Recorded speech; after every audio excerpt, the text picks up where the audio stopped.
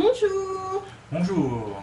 Alors, aujourd'hui, ce soir, on va vous présenter un gratin de polenta à la tomate et aux herbes. Pour cette recette, il vous faudra de la polenta à préparer. Donc, vous préparez votre polenta selon les instructions du paquet. Il vous faudra 5 tomates. Ou 6. 6 tomates. Donc, oui, c'est pour ça que j'ai un petit peu bloqué. Du capre, un demi-oignon jaune. Les herbes qu'on utilisera pour la recette sont du persil et du thym. Et un petit coulis de tomates. Pour réaliser le gratin, on utilisera de la noisette. Gratin de polenta à la tomate et aux herbes.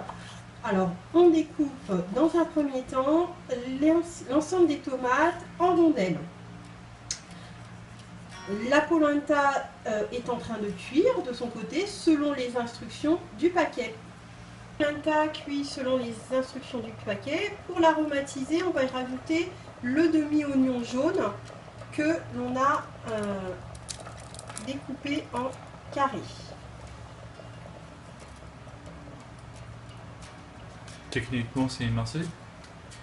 Pas réellement, là c'est grossièrement coupé en carrés. Émincé, c'est encore beaucoup plus. On va procéder au montage de notre gratin façon tatin de polenta aux tomates et aux herbes.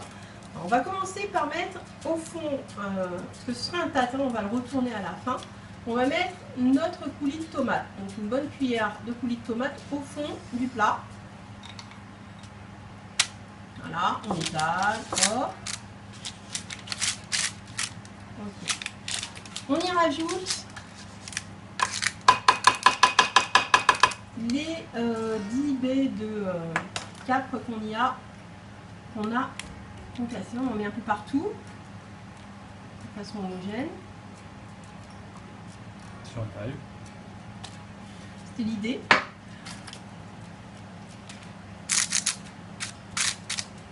Maintenant, on y met. Alors, on va commencer au montage des tomates. On met une couche de tomates, coupée en rondelles.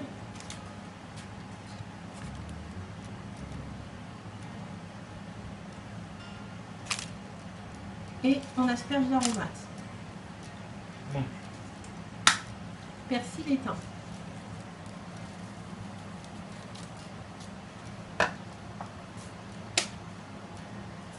On recommence l'opération jusqu'à épuisement des légumes.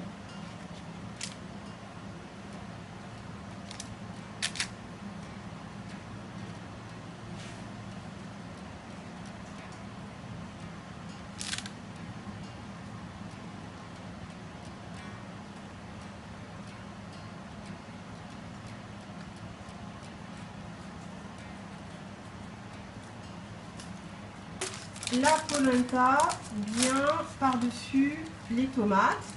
Alors, je vous conseille d'aromatiser un petit peu votre polenta parce que ça n'a vraiment pas de goût. Hein. C'est assez fade en goût. Donc, nous, on y a mis des oignons, comme vous l'avez vu sur la vidéo. Et en plus, j'ai rajouté une pincée de muscade. On termine par saupoudrer de noisettes. Donc, ça va rajouter un petit goût à ce gratin tatin. On va arroser de coulis de tomates restants. Donc uniformément. C'est dur, hein. On va essayer. On n'a pas beaucoup. On étale. Ça fait plus tourner, ça.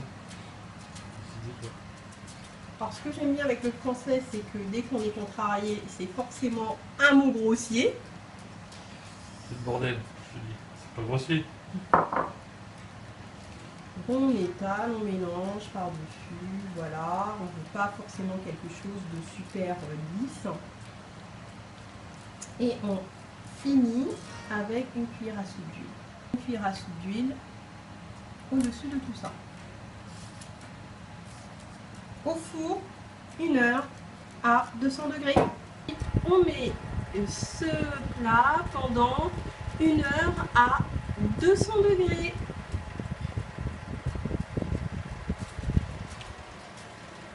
Alors, le gratin de polenta aux tomates façon tatin est prêt. Donc voilà ce que ça donne après 1 heure de cuisson. Donc les tomates ont eu le temps de cuire, de confire. J'espère que cette recette vous plaira, que vous la réaliserez, que vous partagerez sur l'espace publication des visiteurs vos réalisations. Mickaël, un mot? Le conseil a décidé, vous partez. Bonne soirée, à bientôt. Likez et partagez notre page Manger Cochon. Bisous. Bisous.